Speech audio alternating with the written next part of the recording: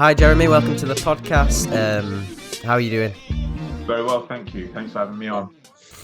So I got you on today to share your story because obviously you've got quite a intriguing story, and also it's a little bit related to the content I make here on my channel.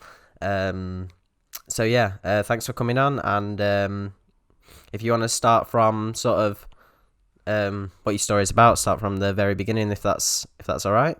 Yeah, that's all good. So, hello everyone. My name's Jeremy Indika, and I've got an ongoing story at the moment, which all starts from me sharing my story about childhood sexual abuse and what happened with me when I was a child. And I must have, it really all starts when I was in my mid-20s, when the memories of what happened started to return and come back to me more strongly than ever before. The abuse actually went on when I was around 8 or 9 years old. So fast forward 15 years before I really started heavily thinking about it. In that 15 years though, I'd never forgotten about what happened.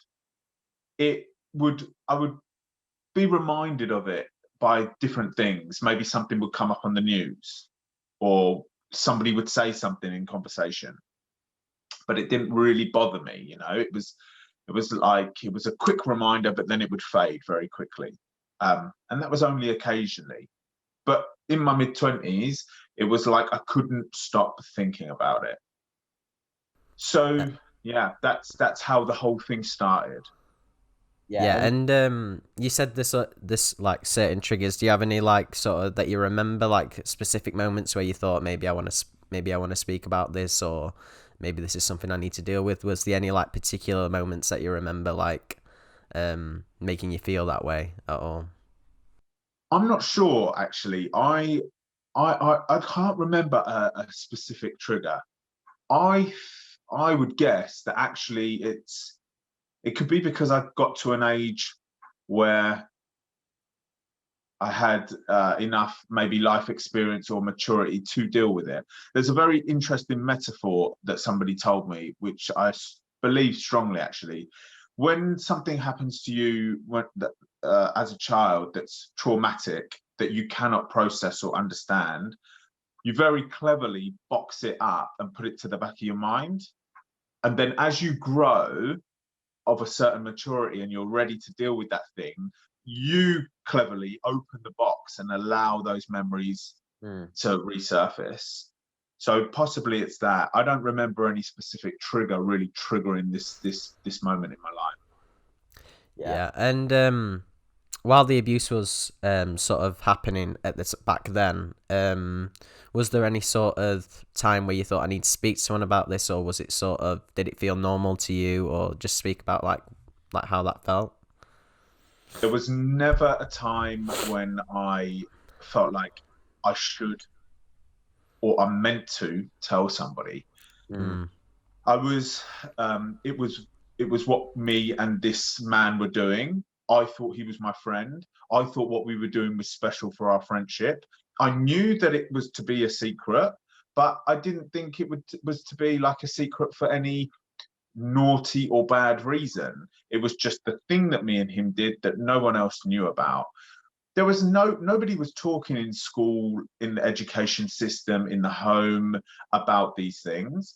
And because there was no internet and no smartphone in those days, there was no way of me coming across any type of material. There was no YouTube, there was no social media. I would have never come across any type of material about what's right and wrong.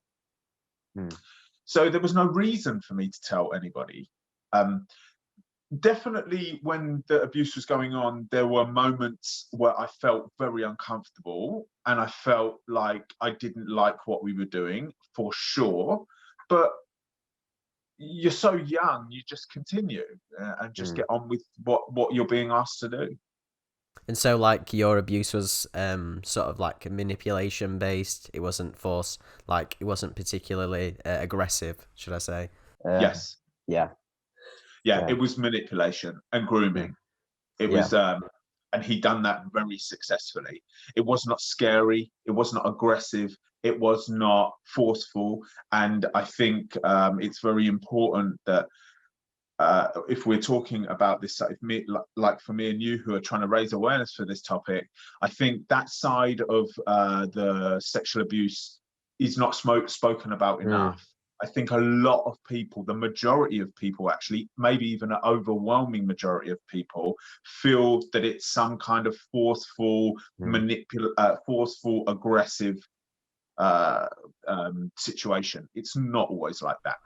No, and yeah, that's just what I was about to like come on to, like me trying to explain to sort of family members, my girlfriend and things like that. Just trying to explain like it's not, sometimes it's not always like how it's portrayed in sort of movies and things like that. Sometimes it's you know, like in like my experience of abuse, it was, I didn't really know, like you said, like it was wrong or that it shouldn't be happening. It was the exact same scenario as you. And like there was no aggression involved. In fact, I liked being around this person, so being around that person was such a positive thing for me. It was actually my stepdad as well, so we used to go and stay at his house while he was dating my mum, and he'd have all the cool things at his house. He'd have an Xbox and all these things. So when I was there, it was so like linked to positive things in my life that when this started happening, that just became part of, oh, this is what we do when we go to his house. And that is how it, you know, it's not always sort of aggressive and like particularly forced on as it seems. Yeah, like you say, it comes from manipulation, and people don't really speak about that a lot. So it's great that I remember seeing, I can't remember which video it was of yours. I think it was one that you did at a sort of, you know, an open mic night, and you were speaking about it, and I was like, yeah, you know, not a lot of people speak about that. So I wanted to thank you for speaking about that type of abuse, because it's great to hear, and yeah, I'm sure it's encouraging for many survivors out there. So thank you, and it's very important that we continue speaking about that aspect of it. yeah. And so like, what happened from there? So you started feeling these feelings of Yeah, wanting to tell someone, and yeah, then how did that end up transpiring from there? yeah. So it's when the memories started coming back strong. I couldn't believe they were back. I was angry that they were back. My life was going okay. You know, I had a good career, I had great friends, everything was going well. So I tried to push these memories away. That was my strategy. I thought, you know what? They're okay, they're here, but I'm sure I can push them away, and life will continue. So I tried this for the next 2 or 3 years, but unfortunately, it just didn't work out. So they started getting stronger. They started coming at me more forcefully. And that's when I realized that I needed to tell somebody. So I spoke to a very close friend for the first time out loud, and I was 27 then. So now we're looking at nearly 20 years since the abuse happened. And once I'd done that, I woke up in the next morning and I felt like I'd really achieved something. I felt an incredible lift. It was a very interesting feeling. It felt like a release. It felt like a weight lifted off my shoulders. So this encouraged me to continue doing that, speaking to one person at a time as the years went on. And now kind of like the story was out there. I'd spoken to all of my close friends. I spoke to a couple of family members, and that felt good, because I think what happens is what happened with me personally. The more people I told, I could, it was like the confidence was growing with my story. I felt confident with it. And actually, very interestingly, as the confidence was growing, it was almost like the fear of what other people may think, which is real, was reducing. Mm. And that was a nice change of the dynamic. And what was the reaction like from people like close to you, like family members who may have been around at the time? What was their reaction like? A lot of the friends that I was telling were around actually at that time. I met them all in my infant school, primary school days. So they were just so shocked. So they really couldn't believe that what I was telling them, but they were all just incredibly supportive. You know, if you need anything, let me know. If I can do anything for you, let me know. And I will always be very grateful for that. And I know that not everybody's in that position. I don't think everybody has a number of people who they trust, who they feel comfortable telling. And I can only imagine that must be so, so difficult.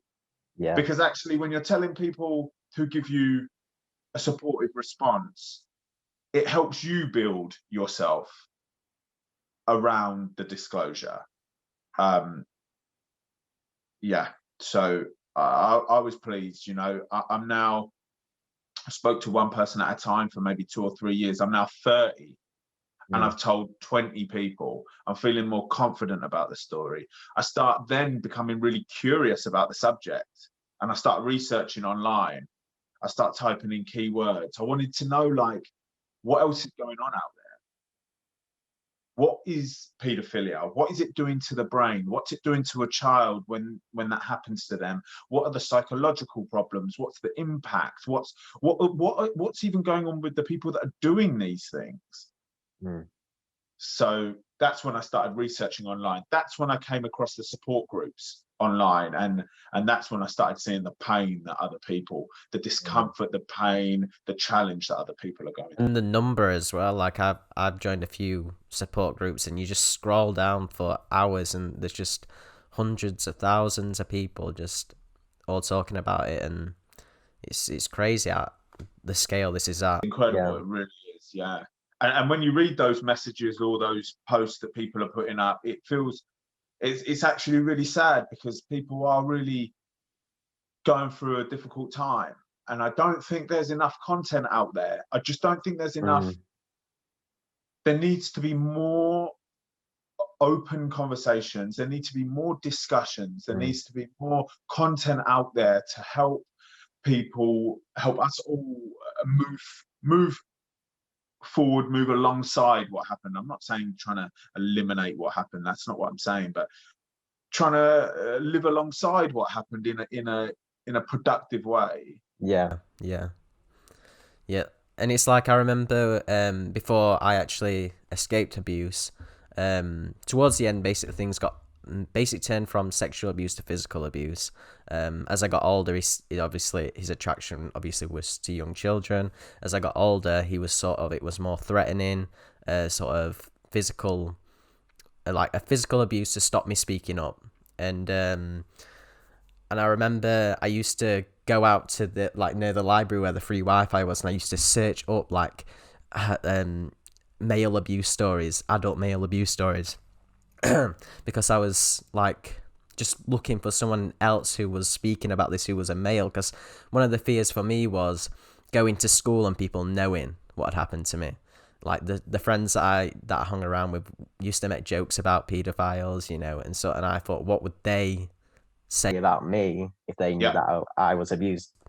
And so I agree with you, like, completely. There needs to be a lot more discussion on it, and especially like from a male perspective as well, I feel. So, I completely agree with you. This is really tricky, because it's so unusual, isn't it, when you think about it rationally? We had something done to us in our life, in our history, in our childhood, and there's something that we feel embarrassed about it, that it happened to us. You know, it wasn't anything to, it was almost nothing to do with us. You know, we were manipulated or forced, whichever situation you're coming from. So when we look at it rationally, there's actually nothing to feel embarrassed about, afraid of what other people may think, because it was something that was done to us. But you're right. I think it's because, speaking from my situation personally, I think there's something about the male on male thing that throws it off as well. Yeah, definitely. Yeah. I think there's something there that makes me feel embarrassed, I think is the correct word. Yeah. And I remember just after, like, I had been to the police and everything like that, and all that had happened, like, people knowing about it, I didn't leave the house for months, because I just didn't want to face that. And then sort of as I got older, like, it's been 3 years now since that, so it's just recently where I'm like, you know what, I'm just gonna use it for good. Try and use what has happened for good, and that's all you can. That's all I can do, really, if you know what I mean. And the great thing is actually when you share your story, 99.99% of people are like, good on you. Yeah, that's the thing. Yeah. Because it is powerful. And one of the fears for me, where I used to, like, I watched this video once, and it was like, speaking about how victims of child abuse can turn into abusers, or statistically are more likely to turn into abusers. And then that made me think, oh, people are going to think that about me. Yes. And that's another huge thing, like, within this, is like, and like a few times I've heard families say, oh, they were abused as a child. I'm a bit wary about them. And it's like, no, don't be like that, because, you know, it's usually undealt with hurt that can lead to things like that. It's undealt with. So doing that is going to cause that undealt with hurt, if that makes sense. So here's your mission. Here's our mission as survivors, is to open conversations about those topics. I mean, I don't think you really find anything online, people discussing that topic that you've just discussed. It's huge, because I went through the same thing, where you hear, Leaving Neverland came out, and you're having these discussions about Michael Jackson, and most people are, well, he probably happened to him when he was younger. Well, does that mean you're now thinking that I'm going to do that to your children? Are you now wary of me? It's like this, there's so many topics within the topic that need more discussion, so that we can all learn, right? And we can eliminate these stereotypes, superstitions, stigmas. Like, honestly, we have a lifetime of work ahead of us. But going back to your story a little bit, so at this point you spoke to people, and then sort of what led you to want to then go and sort of confront or speak with your actual abuser? It was when I decided to speak publicly about my story. I did that on the open mic stages in London, because that was an opportunity that I knew about. And as I was writing performances, 5-minute performances, because that's what you get on the stage, I started talking a lot about prevention. And then I started thinking about my own story, thinking, well, I know he is still out there, so I should probably try to find him and make sure that he's not still doing this. Initially, I thought it would be as simple as contacting him and he'll meet me. It wasn't that simple. He completely rejected my messages. So I went to the police and reported him. The investigation lasted 9 months and could not be proven because there's no evidence from that time. So it got closed. So the case got completely closed. I appealed it. It got rejected. So now I'm in a situation where I'm angry that he's denying it. I'm angry that I can't do anything about it within the system. So where the hell do I go from now? I still haven't completed what I wanted to do, and that was to make sure that he's not still doing this to more children. And I suppose how would I do that? It's whatever methods they have in the system, sex offenders registers, and much more the like. So I spent some time searching for him. I managed to find out where he lives, and I went and knocked on his door to confront him. And he answered, which was the craziest seconds of my life. It was the first time I was seeing him for 25 years. I was 33 by this point. So he recognized me instantly, and he went to slam the door shut on me. But by some miraculous situation, I caught the door with my foot, and my foot was firmly placed, and now it was open. So I had an exchange with him for 3 or 4 minutes. He was continually trying to slam the door on me. He was saying that I was lying. He was saying, what am I going on about? He was saying that I'm looking for money and all of this stuff. But if I could have recorded his face and got a body language person to analyze it, we'd be like, guilty. You know, it was just painted. The picture was painted there. No man that's innocent is reacting like that. So and yeah, I mean, what did it feel like after you initially got over that sort of maybe anxiety of seeing him and the the adrenaline thing? How did you feel after that? Because he called the police and I was arrested, right? Yeah. I was sitting in the cell. I got put in a cell. I got put in the back of the police car in the cell, the full works. And I'm sitting in the cell and I'm thinking, did that actually just happen? You know, that really just happened. Like, the feeling was overwhelming. But I thought to myself, I knew that actually, okay, I'm sitting in a cell. It's like 1 a.m. This is not a good situation to be in. However, everything tonight went the best it could. I managed to find out where he lives. He answered the door. He didn't slam it in my face, which would have been a terrible situation. I got enough time to say what I want to say in front of him, and now we have kicked the dust up again of this whole situation. Yeah. So fast forward, like, that was last year that I knocked on his door, and I was put on bail, and I've had to return to court a number of times, and he is pressing charges against me for assault for pushing him in the chest, stalking for how I found out where he lives, which was following his wife home from work, and harassment for the amount of times that I've tried to contact him.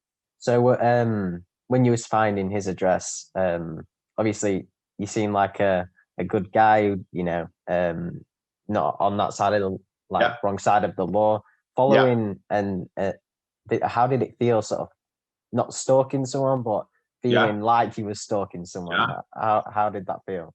It's a great question, because actually, before I decided to go ahead with this and try to get his house, I had tried every single other way of contacting him, trying to prosecute him, trying to get him to meet me. I always knew that the last option that I would have was to do this, but I never felt happy with it, because it kind of felt like I had one foot in the criminal area, But after thinking about it for some weeks, I was like, well, I just don't have a choice. If he's not going to meet me, then I have to go and meet him. So yes, waiting outside the school that his wife works at, sitting in my car outside the school gate, watching every car come out. Yeah, I mean, it didn't feel good, right? She walked out on foot, which surprised me. I was expecting her to drive out. And jumping out of my car and following her down the road, making sure she doesn't see me, didn't feel good. Finding out then, and that's how she turned the corner and went in her house. Now, just a little side note on this. What I'm really angry about is I have messaged the school that she works in, that they live round the corner from, and told them about this whole crime, and nothing is being done. Like, what I'm saying to the school is, you have a paedophile living round the corner from your school, and they have access to your school through their wife.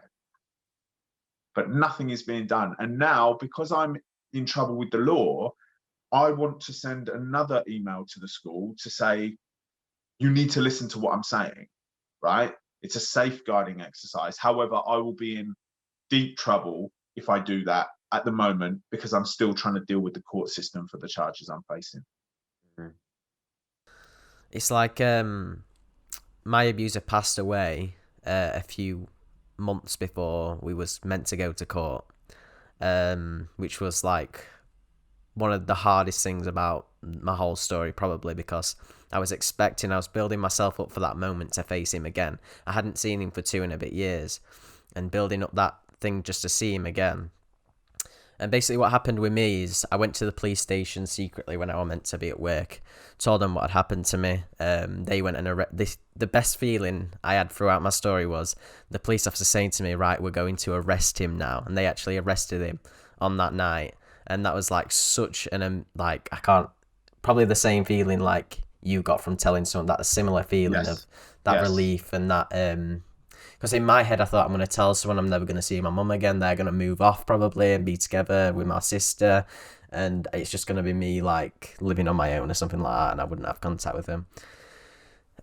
And previously, my abuser had actually abused before and got away with it. He raped his when he was 18. He abuses so many different... He's like, there's a full list of things that this guy's done. Always got away with it. So I was hoping to bring all that back up through my story as well. And actually, after he died, I went on sort of a similar sort of mission of trying to find out how many people he actually abused. Wow. And that's that kind of what I'm trying to work through now. I went and contacted people involved with him before, just trying to find out how many, because I thought this guy's 55. Well, was 55. Like, there's got to be so many. If in the last 10 years there's like 3. Yeah. So that's sort of where I'm trying to go through in, like, personally, like my mission personally. And yeah, it's just very concerning that if you are accused in numerous times of the same crime, even if these people don't know each other, you can't put that together to say, you know, look, there's 5 different accusations here from different times, some back in 1990s, some, you know, 2002, some 2008, and there's all these different accusations, but yet, you know, there's no way of sort of measuring that, and because once it's found not guilty, then, you know, there's nothing you can do. And it's just sad to see that, you know, he could have, if he got away with what happened to me, he could have gone and met another family and done it again. Yeah. And while he was still under investigation, he went to Thailand, which is notorious where white middle class men go and you know, act out on their children. Yeah. And it's just concerning that there's not more done about that. Yeah, absolutely. But just good on you, mate, because I do feel that a certain responsibility is landing on our shoulders, as in the people that this has happened to actually take the control. We are in the driving seat because we have a story that they're always running from. Yeah. So we're the ones with the power. We're the ones in the driving seat, not them. It's like the power needs to be like, we just need to do our best to turn the table like 180 degrees, because that is actually how it is. They're running from us.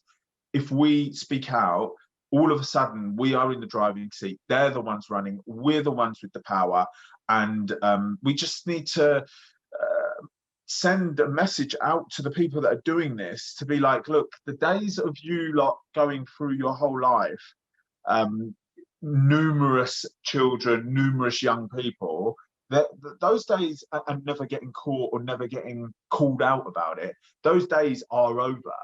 I think that's just so important. So hats off to you, mate, for doing that. Yeah, thank you. And yeah, like you say, there just needs to be a lot more like done towards that sort of thing.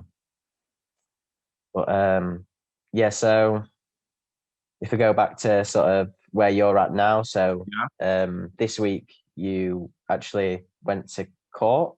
Yes, correct? I did. Yeah. And sort of what happened on the day. So this week was my trial day to face the charges that I'm facing, and the court debate or discussion lasted 4 hours. Prosecution team against me, my defense team, and he was there, his wife was there. What's very unusual about the situation, what's ironic about the situation, is I get put in a waiting room with all the other people who are being charged with things, and he gets witness protection. So he gets to go left out of the security gate. I have to go right. He gets to come in the courtroom behind a screen and gets ushered in, and I'm just stuck there in the middle with everybody, because actually, yeah, I mean, this is just a crazy situation. In the eyes of the law, I am the criminal here. So the prosecution team were hammering me. Like, I just couldn't believe it. They're like, this guy is standing up, pointing the finger at me, saying, who does this man think he is, approaching my client a number of times for something he's got in his head that happened some years ago. It was already it couldn't be proven. He's been told that. How dare he continue to approach my client? It was like that. And I'm sitting there and I'm raging. My defense solicitor did a great job, no doubt about it. But actually what happened was an agreement couldn't be made. One of the big disagreements is, when I went to the door, I pressed record on my phone, right, or a voice recording, and put it in my pocket, because I knew I haven't got a clue how this is going to go. I'm very confident that I'm not going to be the one who loses or gets out of hand. But if he gets out of hand, or later on they try to accuse me of something that didn't happen at the door, I should record it. So I recorded it. The disagreement at court is whether we play that recording or not. They are saying we do not want the recording played because it has nothing to do with the fact you've approached my client more than twice. That's against the law. It has nothing to do with the assault or the stalking. Of course, we are saying, of course the recording needs to be played. It shows Jeremy approaching in a calm and collected manner. He was not aggressive, and he was there for a discussion about a historic sexual abuse incident. So we used the proper terminology, of course.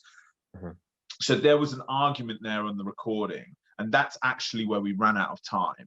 And now everything will be delayed until April, where the recording will be played, not in its entirety. I hope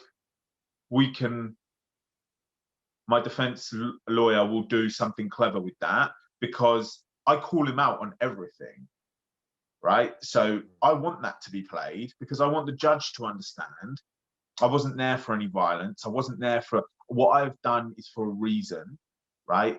I don't care.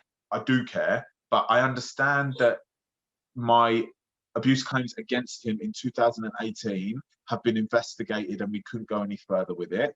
I understand that, and I have to accept that. However, they're the reasons why I've gone to his house. So don't punish me for this. Slap me on the wrist, send me away, put some kind of condition against me for the rest of my life, saying I can't contact him or whatever. Okay, I'll accept that. But don't give me community service, which is looking very likely. And don't definitely give me any kind of prison sentence, which is very unlikely, but a possibility. Because I've been told that harassment is the thing that's causing me a lot of problems. It's considered very, it's taken very seriously in this country. And I have definitely done that. You know, I contacted him 5, 6, 7 times, and I'm not trying to hide from that, right? So we have our fingers crossed, right, that the judge is going to understand what I've done, doesn't think that I've tried to take the law into my own hands, doesn't kind of like just go by the book, that has some heart, and just pushes me on my way. Yeah. And what are your plans sort of after that? Like, say if you do get a sort of like something where you can't contact him ever again, and are you just going to carry on with your sort of like sort of activism, or yes. Is that the plan? Yeah. So if I get the best outcome, which is just a slap on the wrist and told to go away and restrictions against him, I will not contact him again, right? Because I'd just be in massive trouble. Yeah. But what I will do is I will continue to create content around this topic. I will continue to explain how I feel around this topic.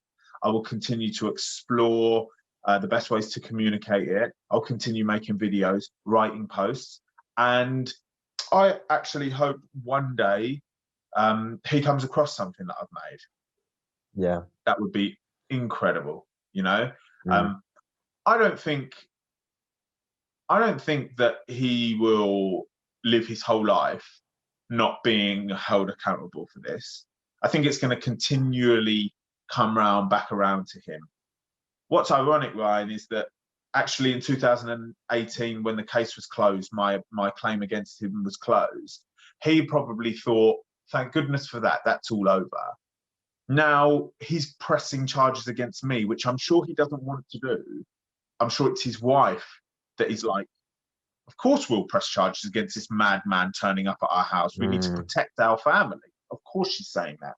And he's saying, yes, darling, of course we need to do that. This crazy man making stories up about us, when really he is like, oh my God, I can't believe this. Yeah, he's got to have that on his head like 24/7. Like, yeah, he just probably wanted to close that book. And like if he was to say to his wife, oh no, let's not press charges, and that just points a million arrows straight at him. Yeah, she'll be like, what do you mean? Like, So, and also something that gives me a good feeling is he doesn't know who I am, and this is coming from the darker side of me a little bit. He doesn't know who I am, so I hope he thinks I'm some crazy madman that could turn up anywhere he is at any moment, and I hope that sits with him for the rest of his life, right? Yeah. So yeah, we'll continue, Ryan. We'll just continue pushing forward.